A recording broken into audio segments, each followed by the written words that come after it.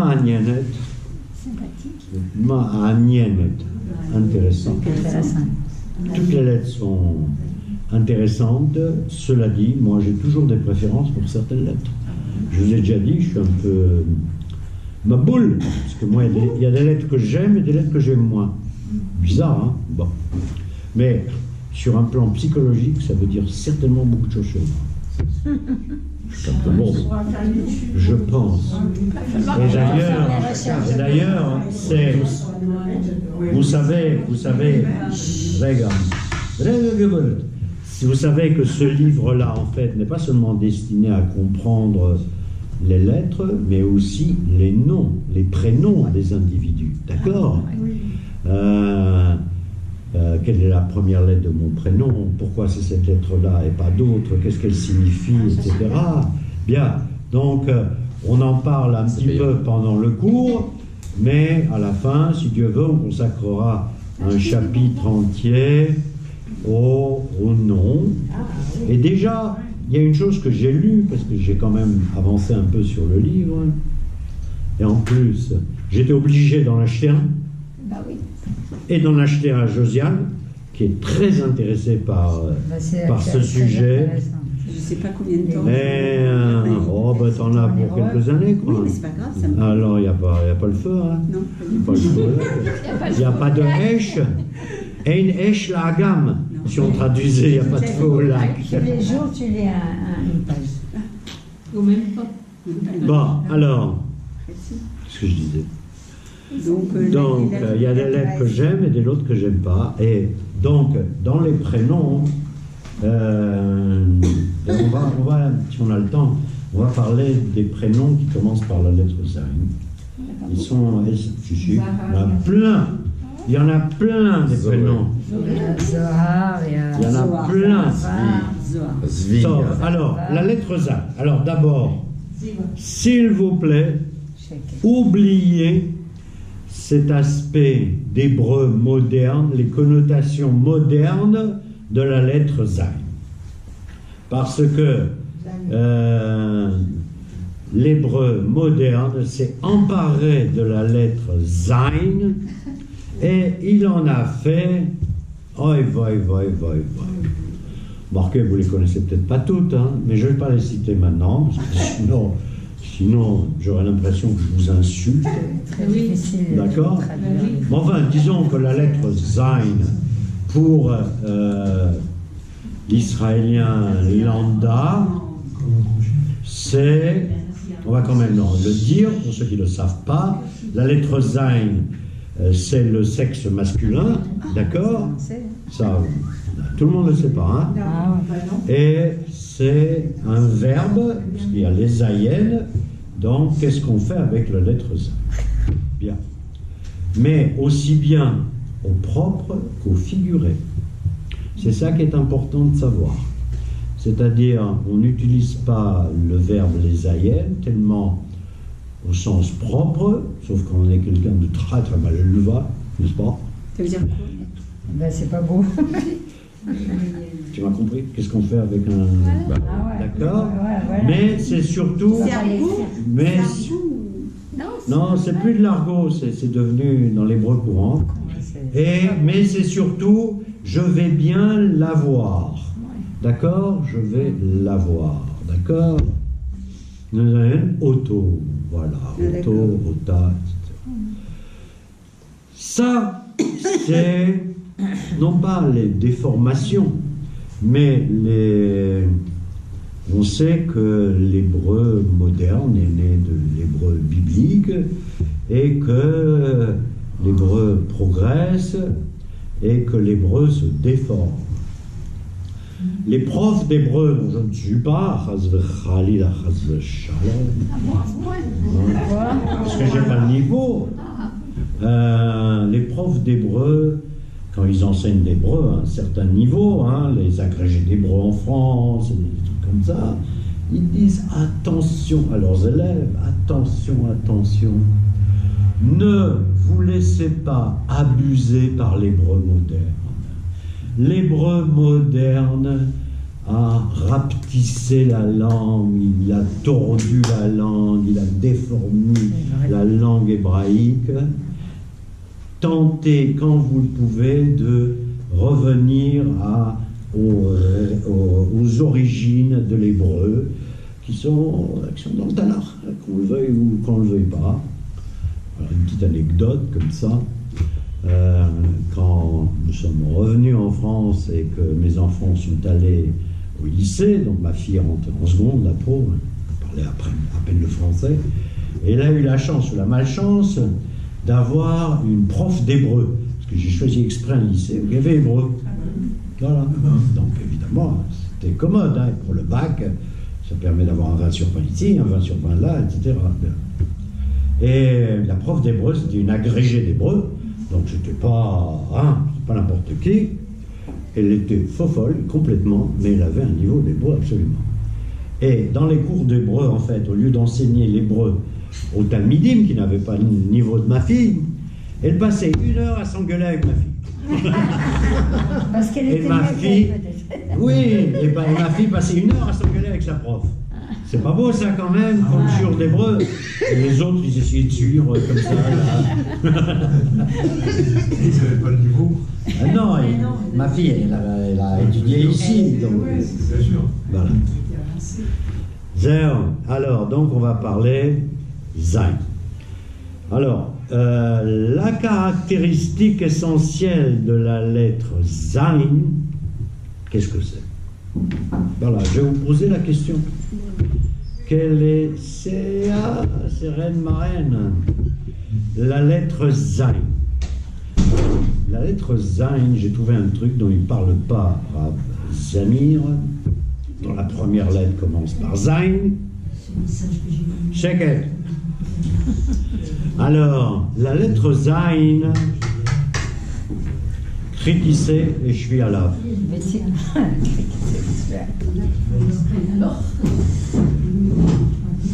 Top. On comprend. Donc, Pardon? Rien. Qu'est-ce qui se passe?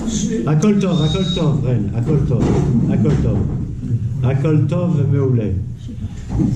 לא, אנחנו ממשיכים את השיעורים. זאת אומרת, אנחנו מנסים להתחיל את השיעור. טוב. אז la lettre Zayn, elle me fait penser à la lettre Z, tout simplement. Qu'est-ce qu'elle a de particulier, la lettre Z? La lettre Z, ça c'est pas marqué dans le livre, mais elle zigzague. Qu'est-ce qu'elle fait? Elle va de droite à gauche à droite, de droite à gauche à droite. Non, elle n'est pas méboulbelle. Elle est folle. Elle n'est pas folle. Elle bouge. C'est la lettre du mouvement. En hébreu, voilà. Et en hébreu, quand on dit Zayn, on dit Zaz. Zaz. La lettre Zayn, c'est l'archétype du mouvement physique et c'est l'archétype aussi du c'est aussi la lettre quand on bouge, c'est la lettre quand est-ce qu'on bouge? On bouge quand on lutte, quand on se bat. C'est ce qu'on appelle Ot HaMa'avak. C'est la lettre de la lutte. Comment le sait-on? Entre autres, on le sait quand on prend en main la lettre Zayn. Et quand on prend la lettre Zayn, on a un marteau, on a un couteau, on a une épée, on a une arme, une faucille, un garzen. Non, c'est garzen. Non, c'est garzen. C'est une hache. La hache. D'accord?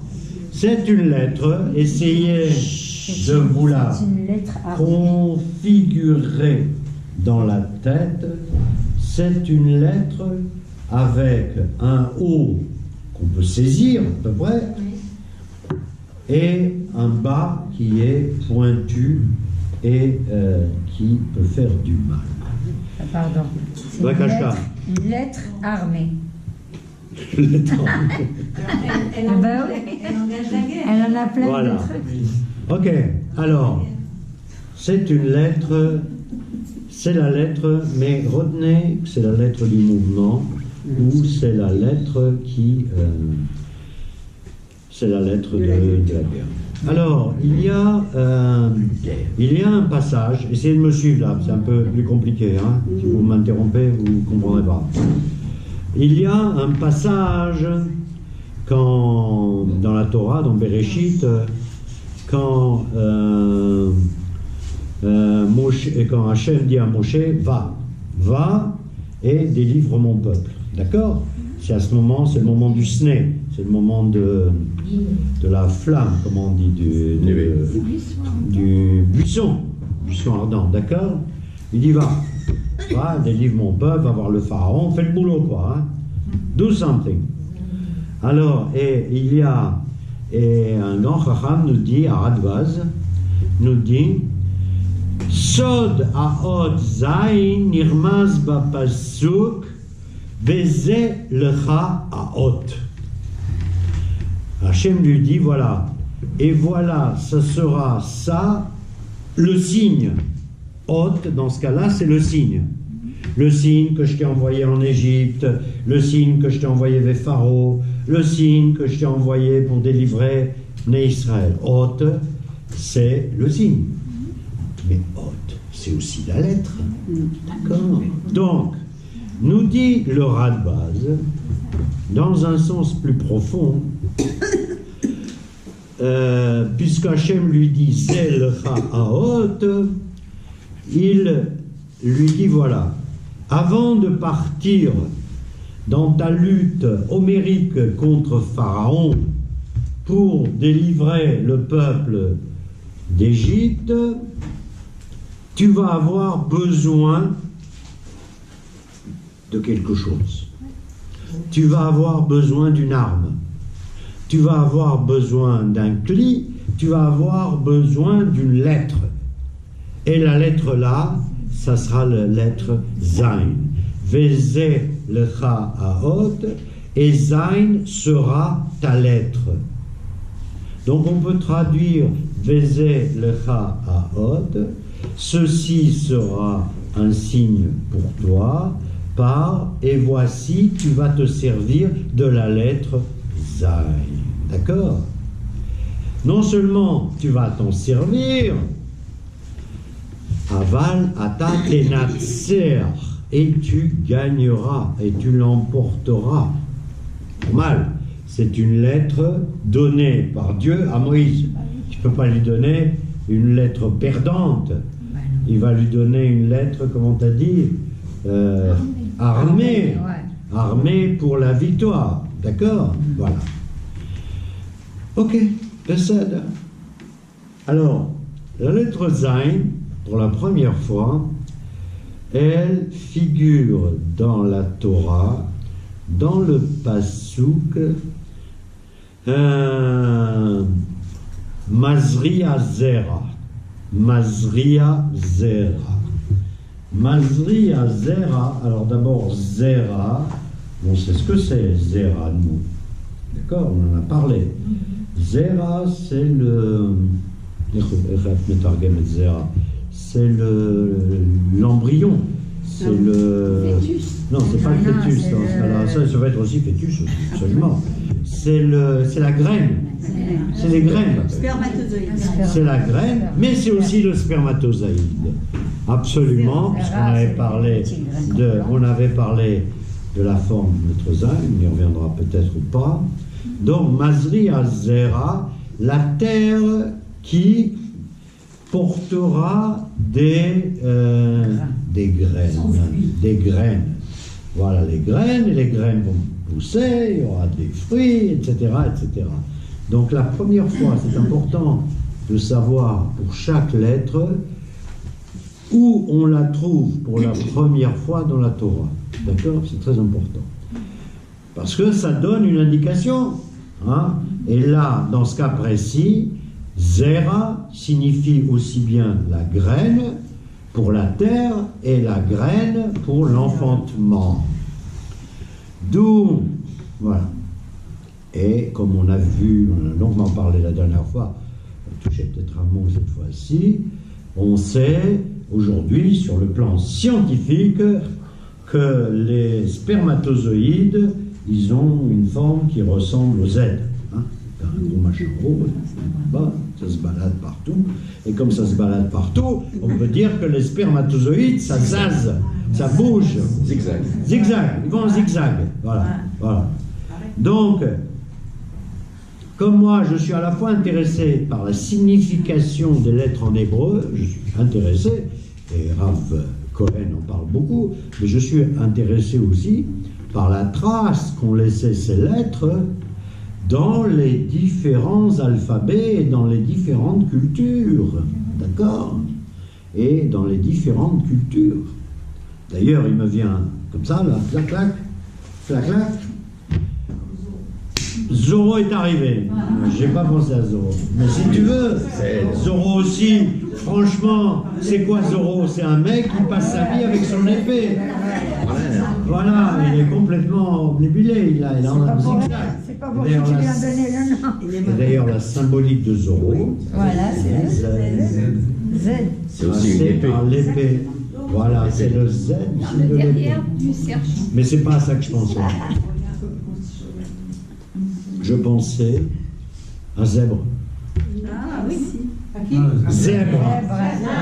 L'animal. Zèbre. Alors on peut dire qu'il y a des vavim, il y a des zain, il y a des vav, enfin, c'est des machins comme ça, là, hein, voilà. C'est zébreux. C'est zébreux. Elle est bonne, qu'elle est bonne. C'est pas mal. Zèbre, parce que c'est zébreux. Zébreux, zébreux. Voilà. C'est blanc. Ok? Donc, on a vu. Voilà. Zain, zain, zain. Alors. Donc, on a vu que la lettre Zain, c'est un Kli Zain. C'est un outil de lutte, de guerre. Mais Et l'inverse. c'est aussi. La guerre, donc il y a la guerre, mais la paix. Tazor, il n'y a pas de paix. Il n'y a pas de paix. Oh là là. Non, je parle pas du Zayn. Je pense qu'il y a une autre lettre Là, tu qui verras donne la bien. paix.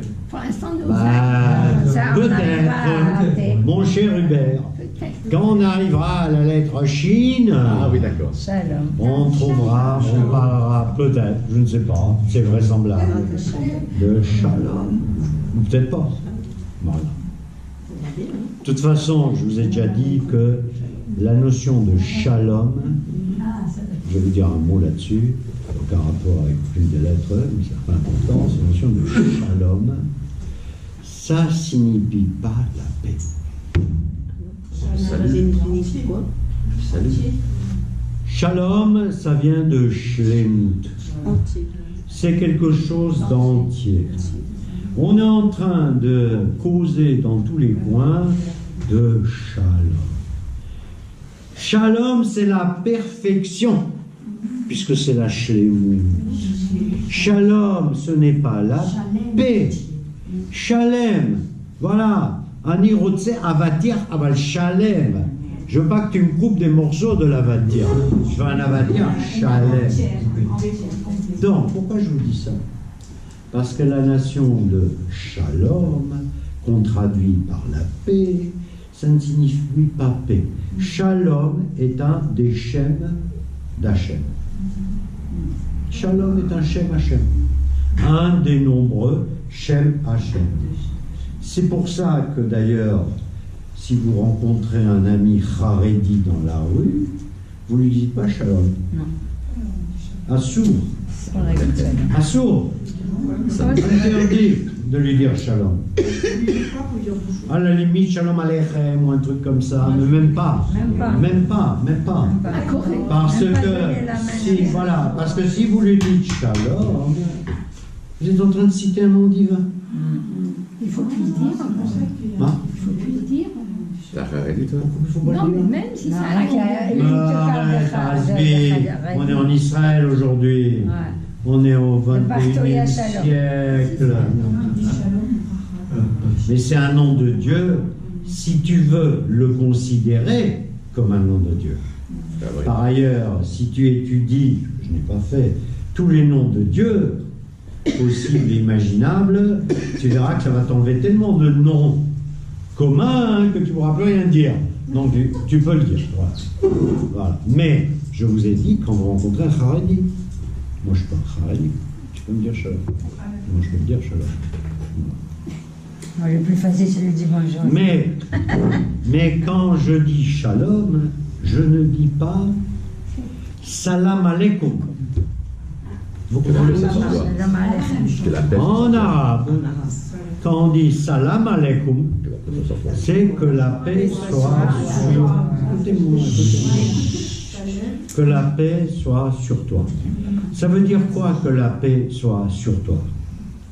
Que tu n'es pas dans merde. C'est ça que ça veut dire, que la paix soit sur toi. Que tu sois bien, que tu sois en paix avec toi-même, que tu n'aies pas de tsarot. En arabe, à la limite, c'est plus explicite.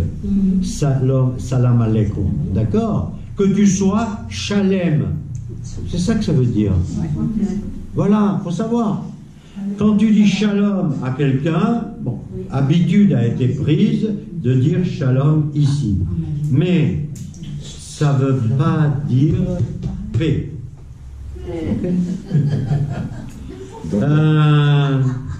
Quel est le mot en hébreu pour désigner absence de guerre?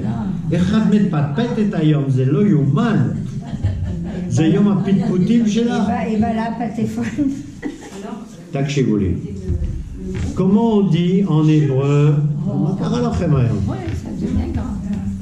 Makara. Alors, après, je perds le fil de mes idées. Non, ça va. On est entre nous. Sinon, la prochaine fois, je frappe. Je prends mon clé Saïn.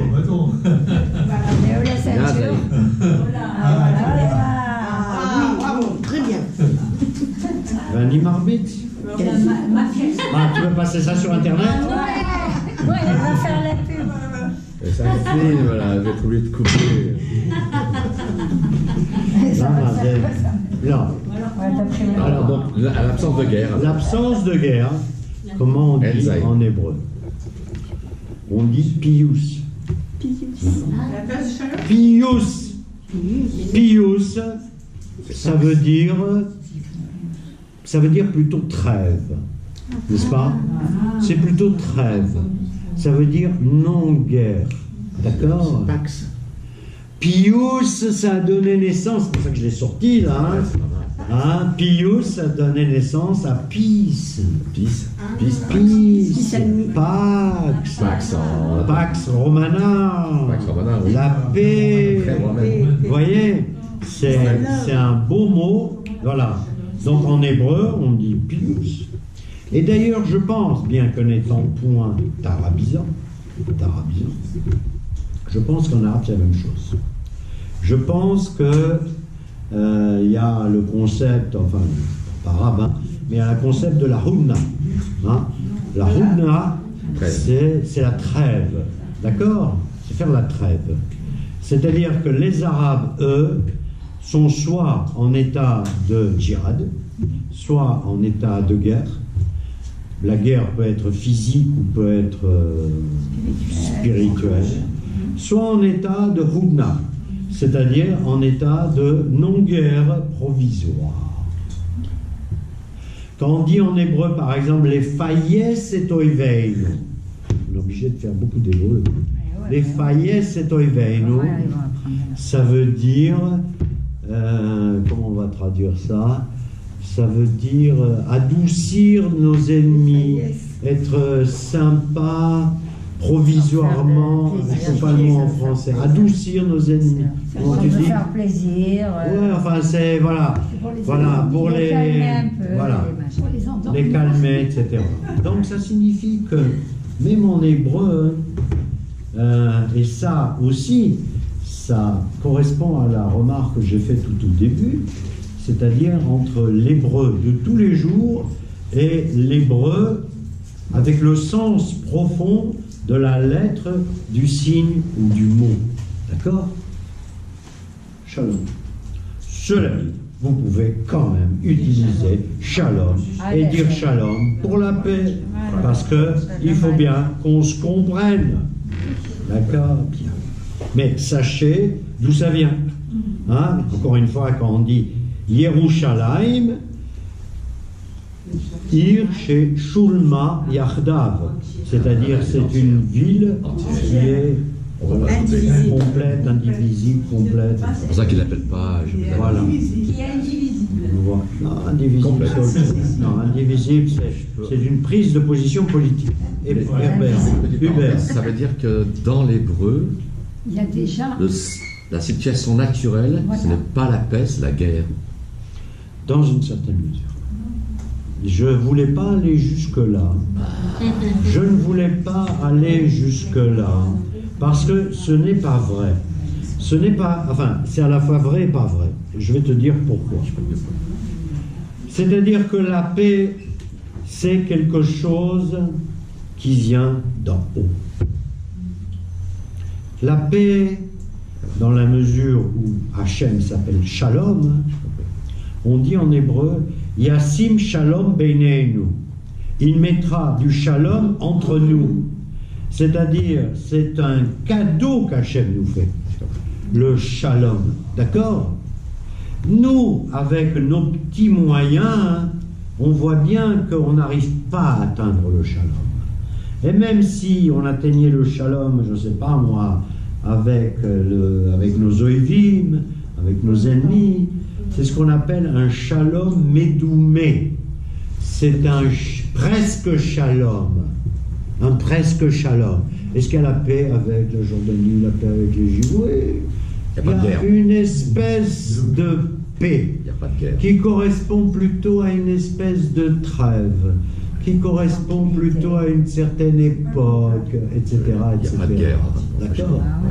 Et quand on comprend bien ce sens, quand on comprend bien le sens du mot shalom, on comprend que le shalom est un état auquel on aspire, mais qui n'est pas obtenu ni par la force du Zain, de l'épée, ni par la force des traités de paix, qui dans ce Moyen-Orient valent autant que le papier qui a servi à les écrire.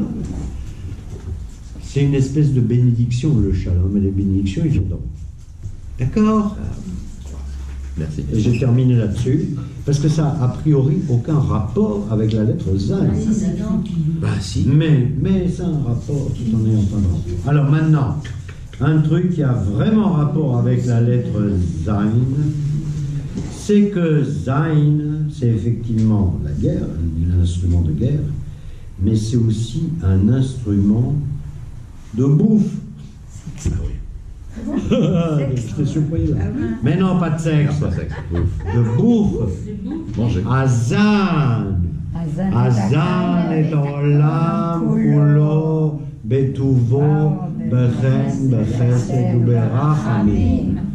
Ça, c'est de mazon. Mazon.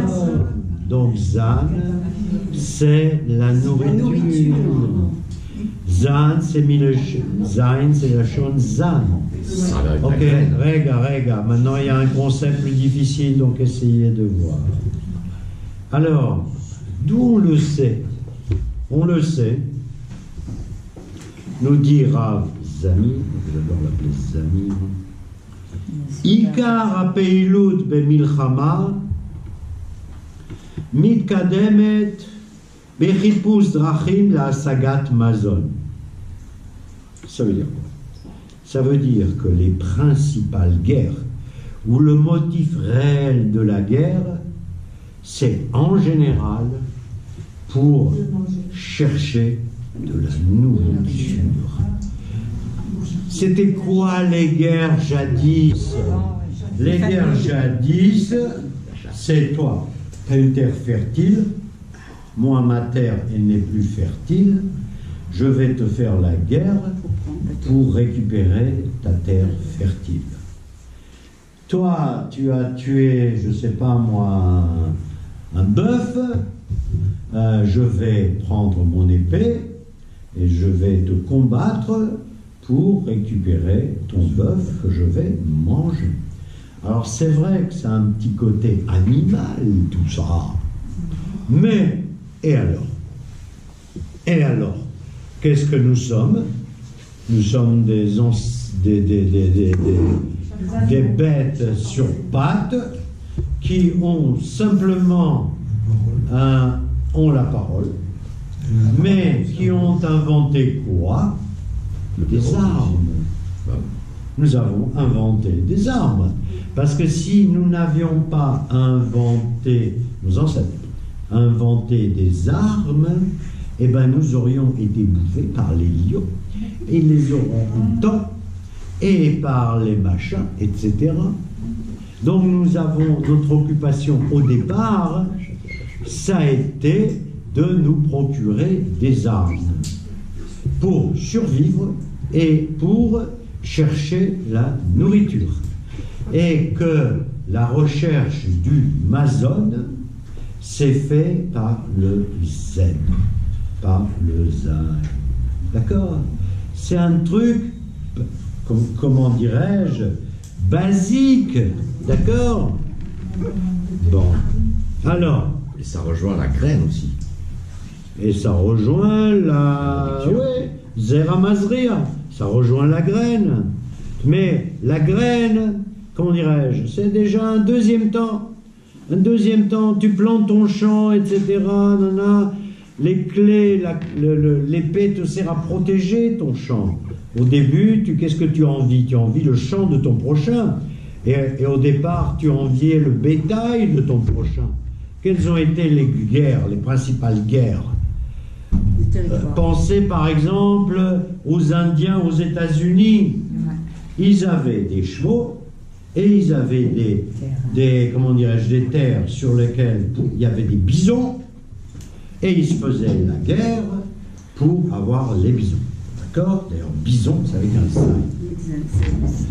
Alors, maintenant, écoutez-moi bien. Quel est le principal et le premier Mazon? Qu'est-ce que c'est le Mazon? L'essentiel du Mazon. Avec l'eau, c'est pas du Mazon, c'est un mashké. Le pain. Aujourd'hui, en plus, par exemple en Égypte, l'essentiel de la nourriture de l'Égyptien lambda, c'est le pain. Quand y a-t-il des révolutions en Égypte? Quand le pouvoir central augmente le prix du pain. À ce moment-là, tout le monde bouge, tout bouge. Le fellach, il bouge. Et le gouvernement est obligé de baisser le prix du pain. Si vous suivez, voilà. Révolution française. Et la Révolution française. Voilà. Et voilà. Mais pourquoi je vous dis ça? Par rapport avec le Zayn.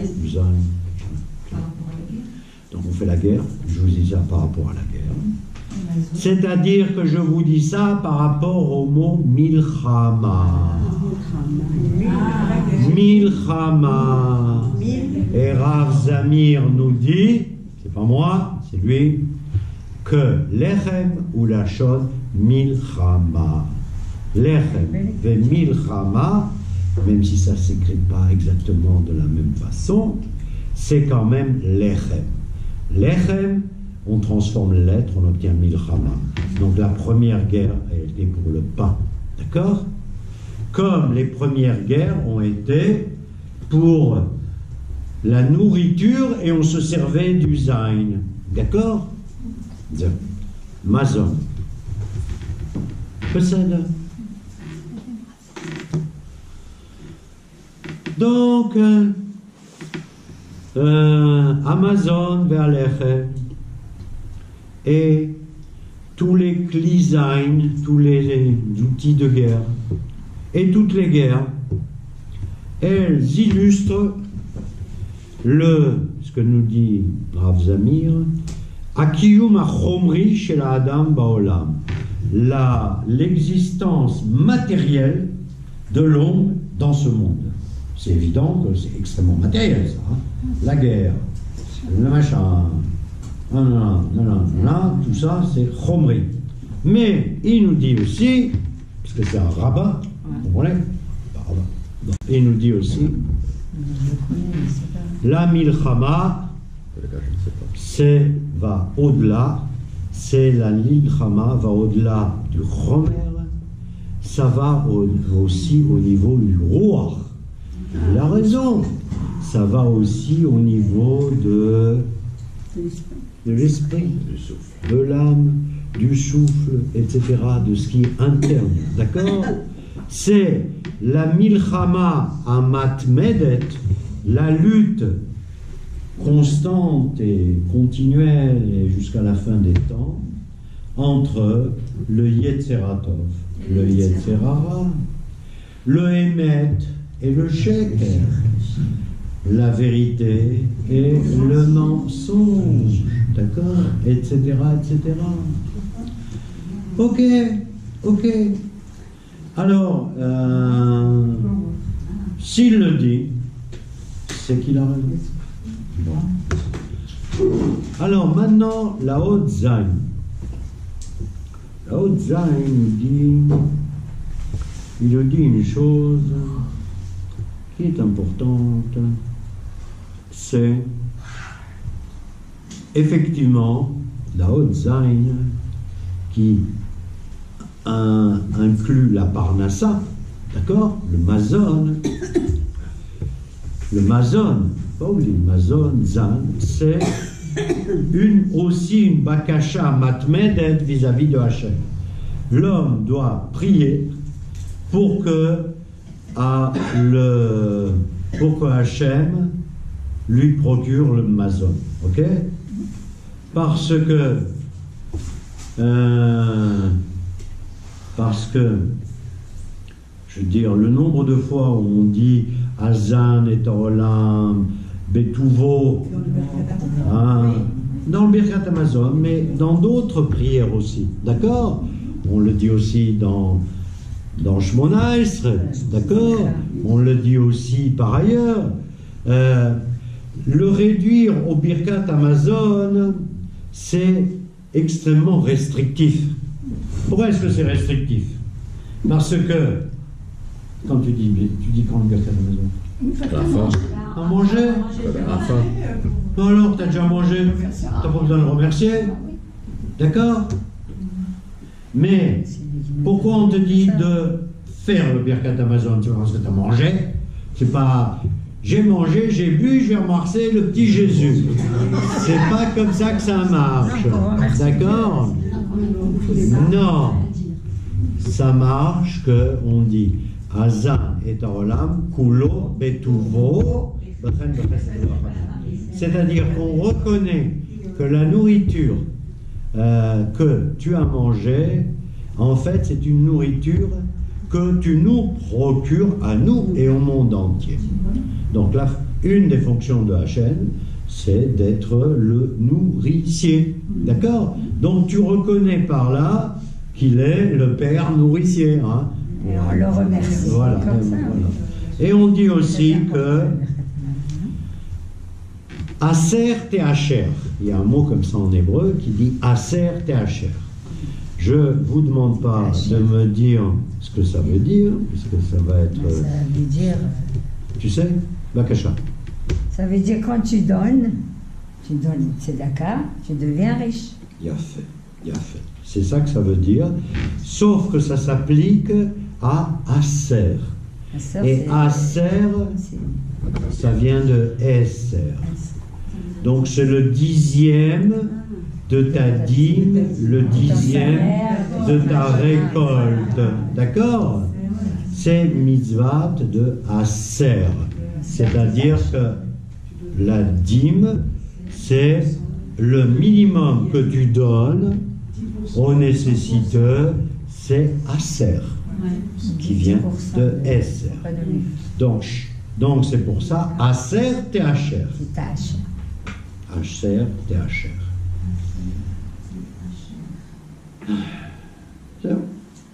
כדי להתעשר צריך לעשר, d'accord?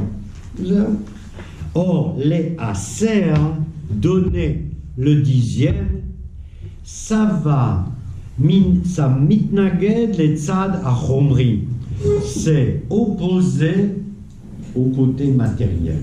Oui, complètement. Tout ça, je l'ai gagné, hein? Pour moi, tout ça, hein? Pour moi. Même tout ce que j'ai gagné, même ce que tu as un peu gagné, voilà. Prends un peu, voilà, c'est un peu plus. C'est un gouvernement. Voilà, voilà. Ce qui est à moi est à moi, et ce qui est à toi est à moi. D'accord? Bien. Eh bien, chez nous, on ne cause pas comme ça. On dit que pour que tu deviennes riche, il faut donner. Et le dixième, c'est le minimum. De toute façon, le gouvernement en met beaucoup plus. Ok, bien. Maintenant, Nagia, les Sipur Acher, c'est Erka Mispari chez la haute Zayn, la valeur numérique de la lettre Zayn. C'est une lettre très riche chez nous. Très riche chez nous. La lettre Zayn, le chiffre 7, c'est une lettre très riche. Donc là, je vais vous laisser citer. Allez-y, 7 quoi? Et je verrai si vous avez oublié. 7 péchés capitaux. Attends une seconde. Regarde. 7 péchés capitaux. Les 7 péchés capitaux, c'est Nutzri de chez Nutzri de chez Nutzri. Tu vois, on est intoxiqué, je veux dire. Ah oui, mais je suis d'accord. Hein. On est intoxiqué. Sans plus voilà. Chez nous, 7 jours. chez nous, il y a... Non, attends, mais d'abord on balaye, d'accord? On balaye les 7 péchés capitaux. Chez nous, on balaye tout ça pour 2 raisons. Pour 2 raisons. Attendez, pour 2 raisons, je vous donne 2 raisons. Il y en a une que vous ne connaissez pas. Alors, d'abord, parce que c'est pas chez nous, c'est chez eux. Ils ont inventé les 7 péchés capitaux. Ensuite, parce que... Pourquoi y en aurait-il 7? Il y a... 613 mitzvot. S'il y a 613 mitzvot, par définition, il y a 613 averot. Déjà. D'ailleurs, chaque mitzvah que je dois faire et que je ne fais pas, ou chaque mitzvah que je ne dois pas faire et que je fais, tac, avera. Donc, ça fait déjà 613. Plus toutes les autres. Plus toutes les autres. C'est pas 7. Chasvechalil, il y en a beaucoup plus. Regarde. Pour l'instant, on balaye les 7 péchés capitaux. Donc, voilà. Mais je suis content que tu l'aies cité, parce que tu vois à quel point, non seulement on est intoxiqué, mais en plus, ils nous ont pris ça. Ils n'ont pas inventé de leur petite tête, les 7 péchés capitaux. Parce qu'en plus, ils sont honnêtes. Ils disent capitaux. Donc, 7 péchés importants. D'accord? Oui. 7 péchés importants, mais monsieur le curé, il y en a d'autres. Hein? D'accord? Quand tu vas à la confesse, hein? Quand je vais à la confesse, moi, à chaque fois, je trouve un péché qui ne fait pas partie de 7 péchés capitaux. D'accord? Donc, voilà. Donc, ils nous l'ont piqué. Il n'y a pas 7 péchés capitaux. Mais par contre, effectivement, il y en a beaucoup plus. Voilà. Donc, alors, allez-y. Donc, les 7 jours de la semaine. Allez, encore. Non? 7 x 7, c'est 49 ans. 7 x 7, 49. Le jubilé, Chazak. Les 7 semaines Shavuot, les 7 semaines entre Pessah et Shavuot. C'est trop dans la figure, non? Les 7 orifices. La semaine de la... Attends une seconde, il ne faut jamais dire non. Moi, d'abord, quand on me dit un truc, je réfléchis. Est-ce qu'il y a 7 figures trous dans la figure? Oui, il y a 7 orifices. Partout, dans le corps humain. Non. Oui, Ah, 2, 4, 6, 7, ouais. Plus. Il y a les 7 mois. Ah oui, Oui, il y en a 7. Les oreilles, t'as oublié les oreilles. Les oreilles, ça fait 2. 4, 6, 7. 2. 4, 6. Ah, 7. les 7 lois noachides. Je soupçonne d'ailleurs les chrétiens d'avoir pris les 7 lois noachides et de les avoir retournées pour trouver les 7 péchés capitaux. Les Shiva. Shiva, absolument, 7 jours. La grêle. La grêle, Comment on dit grêle? Shvita. Qui vient de vient de 7. Psalm. Yofi. Yemei Sfirat Anida. Nida Shevaga. Yemei Simchat Chatan Vekala. Ah oui, Sheva. D'accord? chandelier. Alors, absolument. Les 7 branches de la Ménorah. Joli, hein? S'il nous reste du temps, on va en parler. Mais ça m'étonnerait qu'il nous reste du temps. Voilà, etc., etc., etc.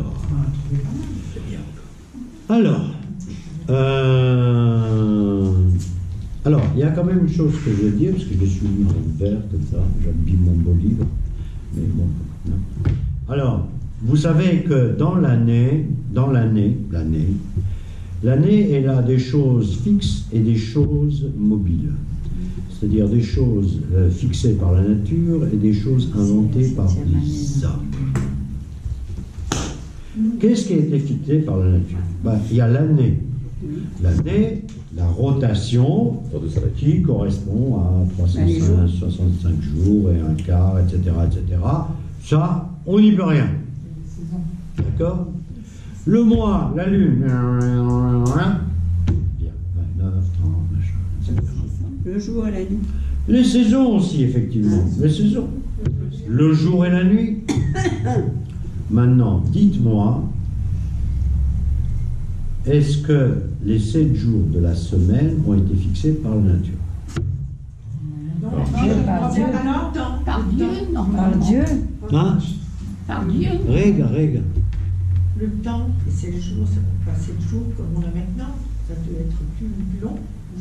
Pourquoi faut jour, c'est tout. Un jour, c'est un jour. Un jour, c'est un jour. On pense que non. Alors, écoutez. Les 7 jours de la semaine, ça, c'est tout simplement, c'est marqué dans Bereshit. J'aurais pu te la faire, moi, en 10 jours. Des divisibles de 30, je te les arrange comme je veux. J'aurais pu dire la semaine de 3 jours. Voilà, semaine de 3 jours. Tu travailles 3 jours, tu te reposes 4 jours, ça fait une semaine. On y arrivera peut-être. Avec les ordinateurs, les machins, les trucs, les gens, voilà, les hindous qui font de plus en plus de gosses, il n'y a pas de boulot pour tout le monde. Vous connaissez, ça c'est le truc socialiste, ça. Moins tu bosses, plus il y en a qui bossent. Hein, cette espèce d'absurdité socialiste qui a failli couler la France. 39 heures, 35 heures, 30 heures, 25 heures. En Israël, combien de temps on travaille? 2 fois 35 heures. 2 fois 35 heures. Ah, vous ne connaissez pas les règles. 45 heures. C'est 45 heures, ma chérie. Le temps normal, c'est 45 heures. C'est pas 35 heures. Hein? Bien, donc,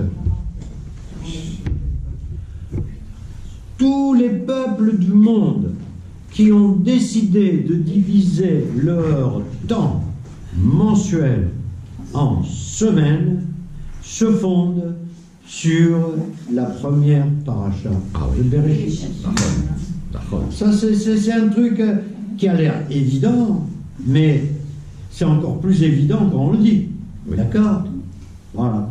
C'est Hachem nous a dit Et c'est respecté. et Yom HaShvi, Ok. Et alors, ils sont tous venus.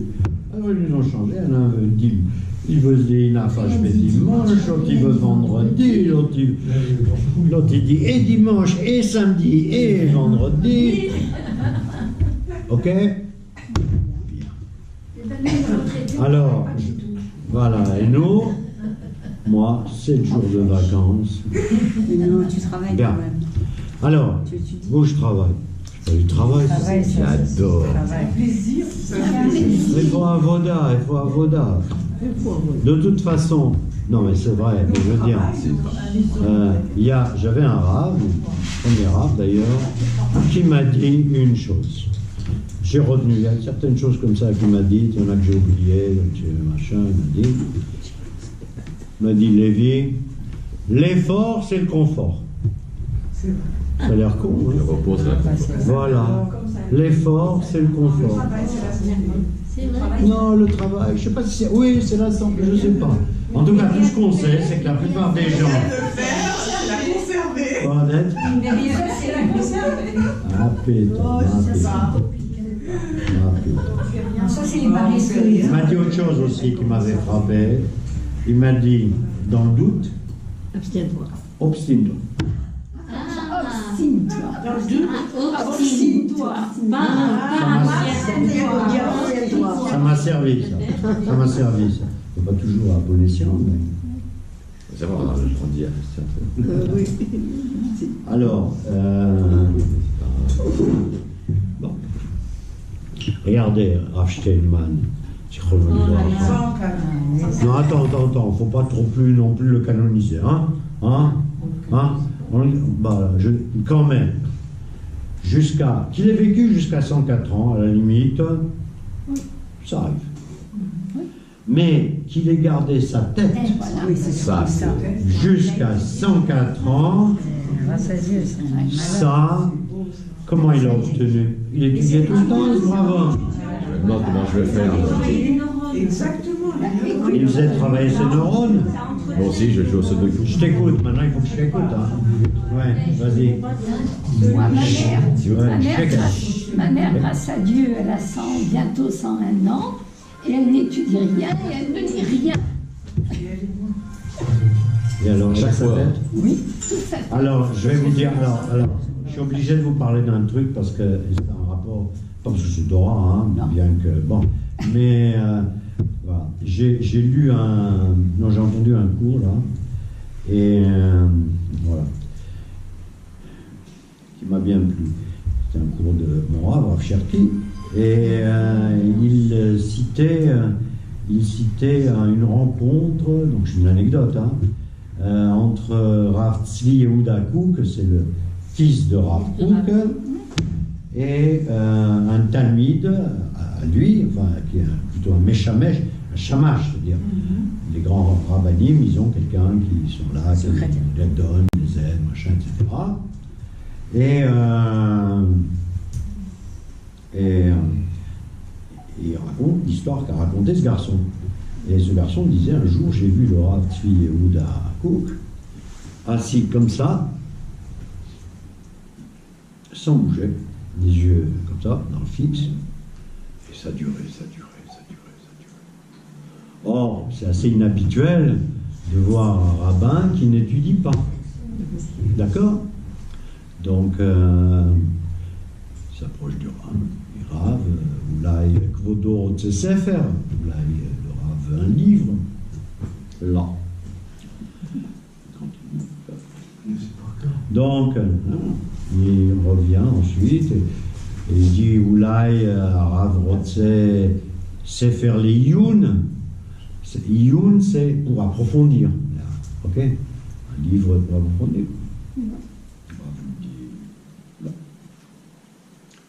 Il s'approche encore une fois et le Rav lui dit Lorotse Sefer le Iyun, Ani Kuli Iyun. Ça veut dire, je ne veux pas un livre pour approfondir, je suis moi-même entièrement en période d'approfondissement.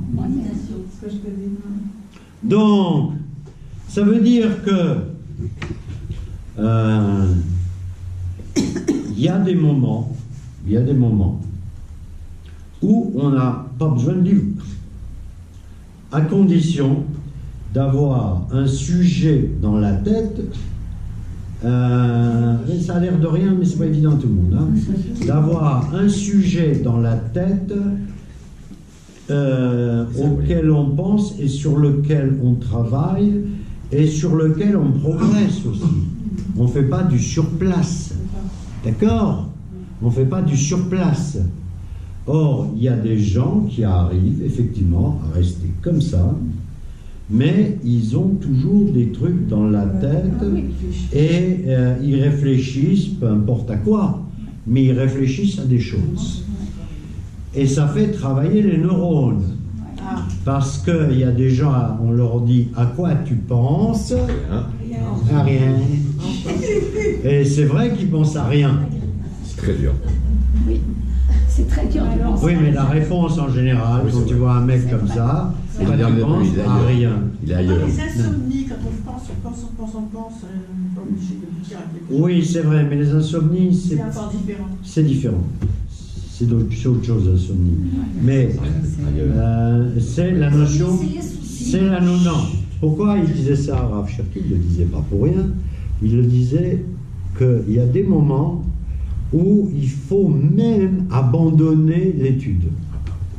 Il faut abandonner l'étude pour se consacrer à approfondir ce qu'on a déjà étudié, approfondir, avancer, etc.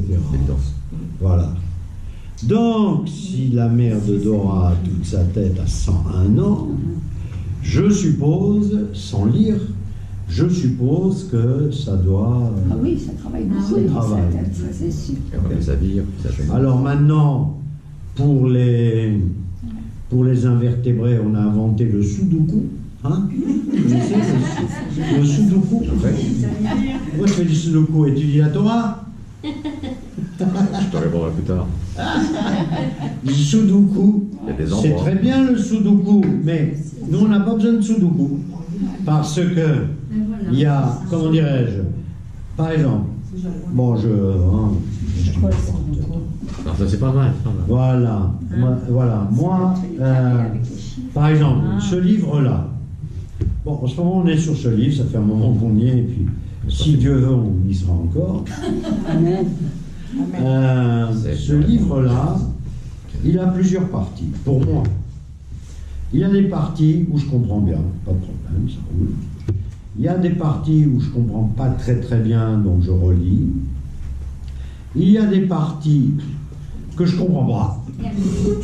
Hermétique, Satoum, comme j'ai dit au début du cours, M Satoum, je M Patour, M Satoum, d'accord? Et il y a aussi des parties qui ne m'intéressent pas. Il y a beaucoup de parties dans ce livre, bon, qui ne m'intéressent pas. Donc, mais je me rends compte que je suis en train de, des fois, je ne lis pas, ou je lis autre chose, hein. Oui. Hein, bon, pas que ça, hein. Je lis autre chose qui me met à lire un polar, mais je pense à certains trucs. Ça te revient. Et ça me revient. Et des fois, et ça me revient. Donc, ne me reviennent pas les choses qui me sont évidentes, me reviennent soit les choses que je n'ai pas bien comprises, et de temps en temps, la lumière se fait toute seule, ou des choses que je pensais que je ne comprendrais pas, et des fois je comprends. D'accord?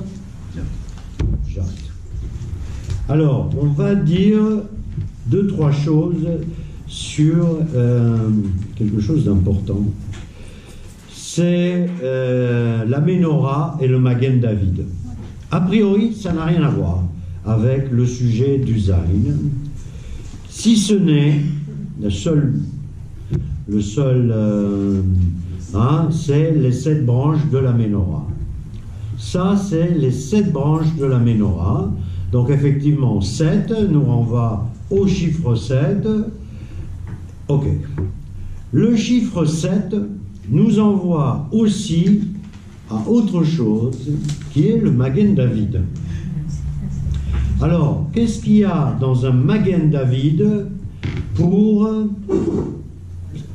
symboliser le chiffre 7? A priori, vous me direz, pas du tout, dans le Magen David, il y a 6. Et le milieu. Et voilà. Et le milieu. Et il y a le milieu. Les 6, c'est évident qu'il y a 6. Mais tu fais quoi avec le milieu? Tu fais quoi avec le centre? Et en fait, les Chachamim nous disent, ce qui est important dans un Magen David, c'est pas les triangles, c'est pas les 6 triangles, c'est le milieu qui est protégé par les triangles. D'accord? Et ça rappelle un autre concept. C'est ça. Comment ça s'appelle, ça? La terre. Non. C'est très mal fait. C'est le yin et le yang sous la forme de terre. Oui. D'accord?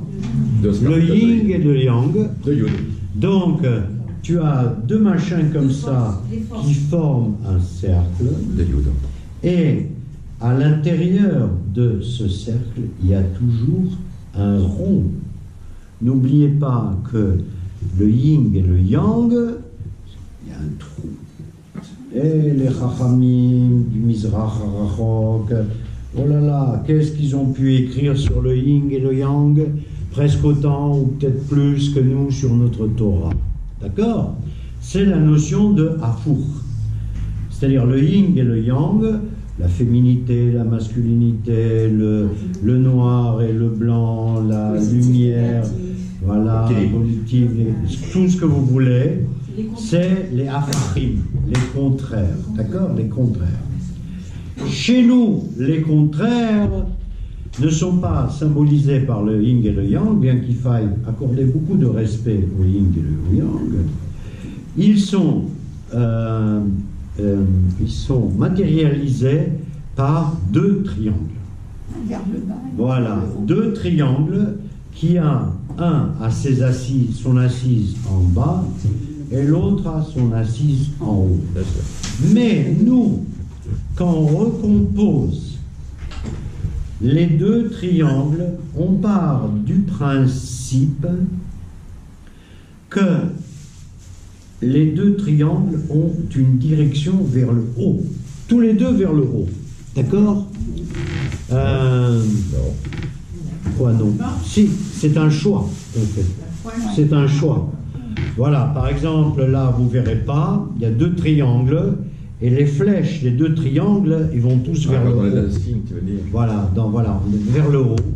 Parce que quelque part, les deux triangles, ils visent quelque chose de transcendant qui est vers le haut. Voilà, de soulever le Yetzer Hara vers le Yetzer Tov, et de soulever les ta'avot, les envies, vers le Olam HaChomri, etc., etc. On n'a pas trop le temps de disserter là-dessus. Je voulais vous montrer aussi un truc très intéressant, je ne connaissais absolument pas. C'est donc Rav Zimri Zamir. Voilà, toutes les lettres qu'on arrive à faire rentrer dans un Magen David, en sachant qu'on y fait rentrer aussi les capitales. Hein, c'est-à-dire le M Sophite, le Tzadik, voilà. Ok, bien. Alors, pourquoi je vous parle de ça? Je vous parle de ça parce que je veux terminer le cours par autre chose qui a de l'intérêt.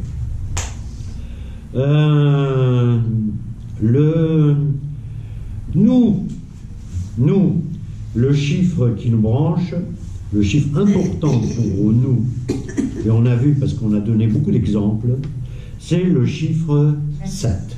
7. Chiffre 7, 7 jours de la semaine, naninana, tout ce que vous avez cité tout à l'heure. Le chiffre 7 pour nous est un chiffre clé. Et il y a deux chiffres qui l'entourent. Il y a le chiffre 6 et le chiffre 8. Le chiffre 8, on l'a vu quand on a étudié la lettre Vav, c'est le chiffre du Chomer. Shesh. C'est le chiffre de la matière.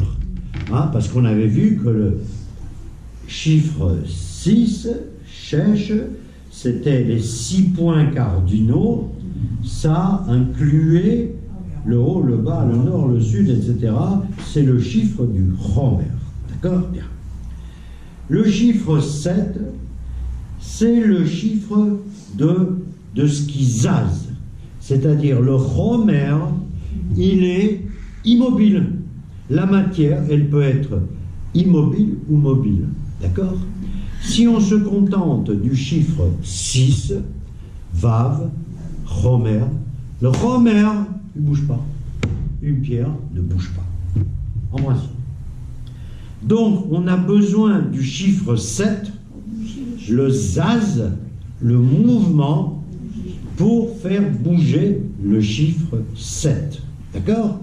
Et ça, et ça entraîne toutes les conséquences qu'on a vues, etc.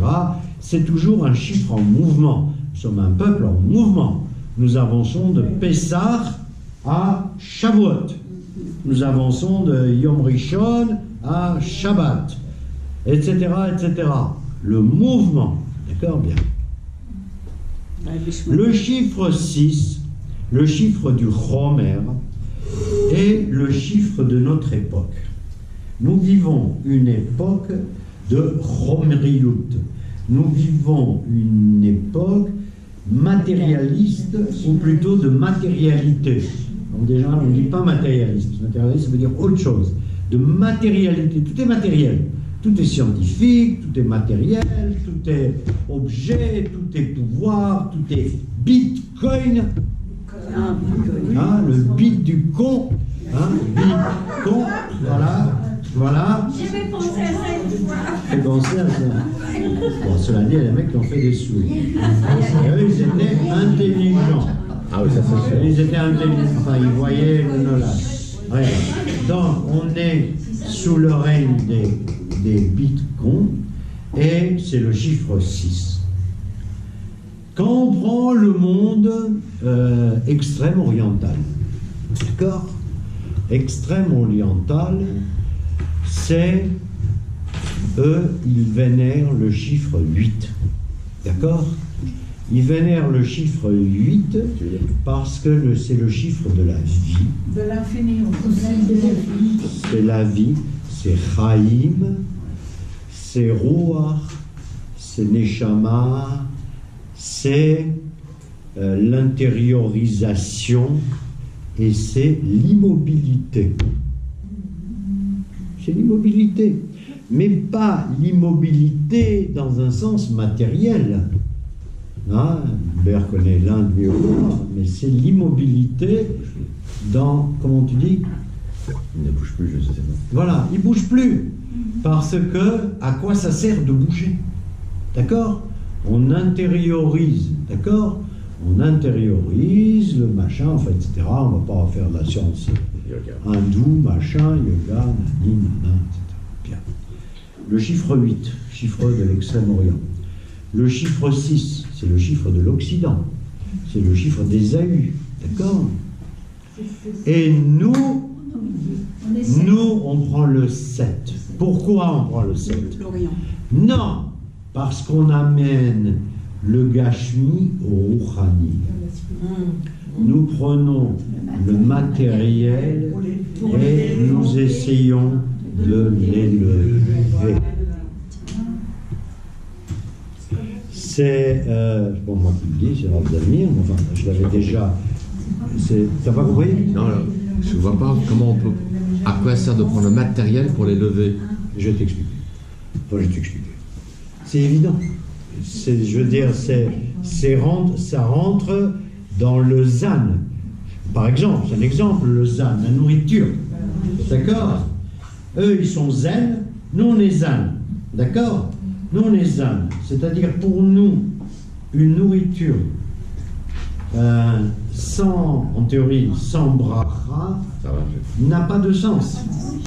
N'a pas de sens. C'est-à-dire que on considère que le fruit de l'arbre, les premiers fruits de l'arbre qui tombent, ce qu'on appelle les prémices de l'arbre, qu'est-ce qu'on fait? Comment ça se dit les prémices de l'arbre en hébreu?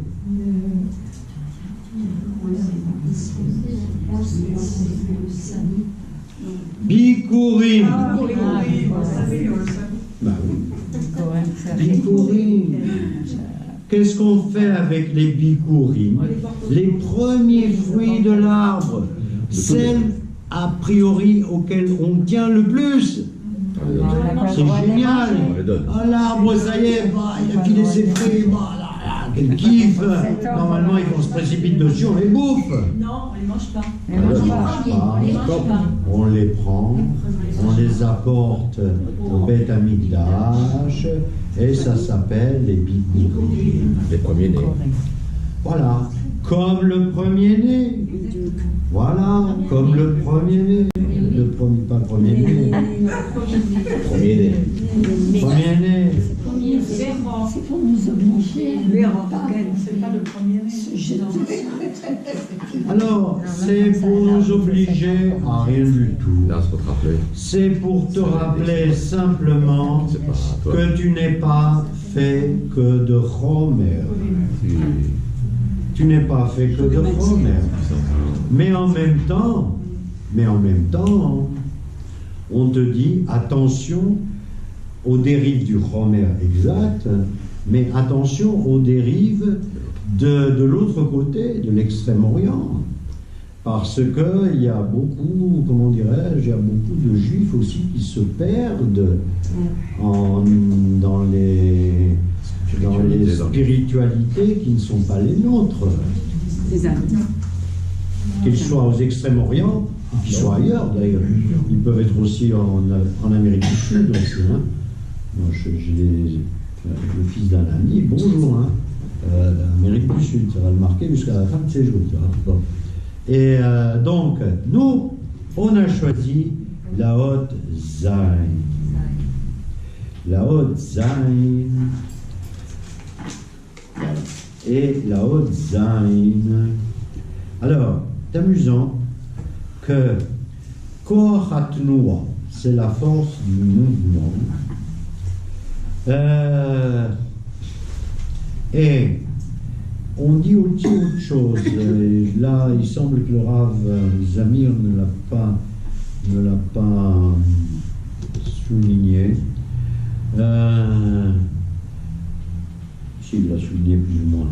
Par exemple, on dit L'Otatour Acharei Asher Atem Zonim Acharei. Ne vous laissez pas entraîner envers des choses négatives, perverses. Asher Atem Zonim Acharei. Alors, dans ce cas précis, c'est pas, comme j'ai expliqué au début du cours, c'est pas les mots qu'on entend de nos jours, les zayen, etc. Okay? Atem zonim acharem. Donc, vous courez après ces choses-là. Donc, retenez-vous pour ne pas courir après ces choses-là qui vous attire avec un attrait extrêmement puissant. D'où Asher Zatem Zonim Acharem, le mot Zayn a donné aussi naissance à pas la zone, la zone ou la zone, non, c'est pas la zone, c'est la zone, je crois. La zone qu'on utilise rarement, sauf dans un cas biblique, Asher Atem Zonim Acharem. D'accord? Après les choses négatives, voilà. Par contre, il est enfin c'est pas par contre d'ailleurs, c'est une autre idée, mais qui est liée plus ou moins à celle-là à Sheket. C'est, on vous demande, et en particulier Rav Yosef Chaim dit le Ben Ishraï, insiste beaucoup là-dessus, surtout dans ce livre de Tfila, ils disent quand vous prononcez le Zain, prononcez-le bien. Je vous ai dit déjà que la lettre Hey, il ne faut pas se la manger celle-là, hein, ne pas transformer Hey en Aleph, ne pas transformer Resh en Dalet ou Dalet en Resh, hein, et être très très macpide être très pointilleux sur la prononciation de la lettre Zain. Okay. C'est comme ça. Pourquoi? Pas besoin de savoir.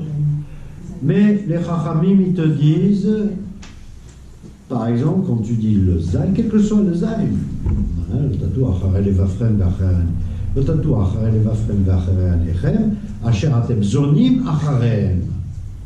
Hein? C'est dans le Kriya Shema, ça. Asher atem zonim achareim. Donc, bien prononcer la lettre Zain. Ce qui n'empêche pas que la lettre Zain a aussi donné naissance au mot Zona. Oui. Mais Zona... Ah oui, tu vois, j'ai gardé pour la fin, mais j'allais dire pour la bonne bouche. Pourquoi? Parce que la Zona, vous connaissez le fameux exemple de, comment il s'appelle, Rahav, de Rahav, quand les Meraglim sont arrivés à Jéricho. Les explorateurs sont arrivés à Jéricho. Et ils sont allés chez une Isha Zona, Rahav, Or, elle les a aidés, elle les a secourus. Non, mais j'allais dire, regarde. את יודעת מה שאני אומר להם. טוב, אז יש מפרשים, il y a des commentateurs qui disent, מה פתאום זונה שהיא שוכבת עם כל בן אדם? Qu'est-ce que ça veut dire zona? Qu'elle couche avec n'importe qui contre de l'argent? Alors, tagidu mezina. C'est-à-dire, c'est une femme qui nourrit. Ça vient de Zan. Donc, on dit qu'elle avait une auberge. C'était une aubergiste. Comme la cantinière. Comme la cantinière. Oui, ben, tu sais, à l'armée, les cantinières, enfin, pas à mon époque déjà, les cantinières, comme disait l'autre, elles passaient à la casserole. Mais voilà, la cantinière. Donc on dit, je ne sais plus, c'est Rahav, oui, je pense que c'est Rahav. Donc la cantinière, ou la zona, ou la mésina, et tout ça pourquoi? Parce que on a vu dans ce cours que la lutte et la nourriture, ça va ensemble. Parce que la lutte, à l'origine, se faisait pour la nourriture. Et que le lechem et la milchama, ça va ensemble aussi. D'accord? Siamnu, shelot. Maen, yesh. Évidemment, chez yesh, shelot. Et encore, je ne vous ai pas parlé de Zerubbabel et de... Voilà. Alors, il y a une chose que j'ai lue aussi. Il y a une chose que j'ai lue, ça correspond à une question que m'a posée Odette, une question que m'a posée ton mari. Il m'a dit, c'est bien les prénoms, mais quid des noms propres? Les noms de famille. Alors le Rav Zamir, il dit, non, pas les noms de famille, parce que les noms de famille, d'abord, c'est une invention assez moderne. Voilà, c'est une invention assez moderne. Les premiers noms de famille, elles datent du Moyen-Âge. Ensuite, ça a été mis très très à la mode par Napoléon. Il fallait chacun ait son nom de famille. Chaque individu, il procède en fait son prénom. Ce qui lui est propre, c'est son prénom. Parce qu'un nom de famille, à la définitive, si on est frère, il a le même nom de famille que moi. Or, mon objectif, c'est d'être distinct de lui. Son objectif est distinct de moi et c'est l'objectif des parents. D'accord? De donner à chacun un prénom. Même si tu as 18 enfants, tu leur donnes à chacun un prénom différent. Donc, ce n'est pas dénué d'intérêt, Mais il faut s'attacher toujours au prénom. Mais là, on n'a pas le temps d'en parler. Parce que le temps est venu. Vas-y, José. Aussi parce que le prénom, on le choisit. Qui choisit? Ses parents.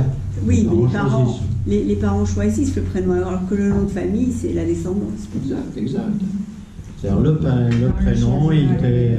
Maintenant, ça dépend. En France, c'est fini. En Espagne, ils Le choisissent. nom de famille, on s'appelait de Fils de. X Ben. Le fils de. C'était le fils Fils de. d'un autre Tout ce qui est prénom. Ben, c'est Prénom, le fils de prénom. tout ce qui est... Et les premiers de la famille, ce sont soit les villes, soit les métiers. À l'époque, on venait de la... Voilà, et là, ça commence à enregistrer. C'est rouge. Une fois que tu vas s'éteindre, tu ne bouges plus. Une fois que c'est fini, tu fais ça.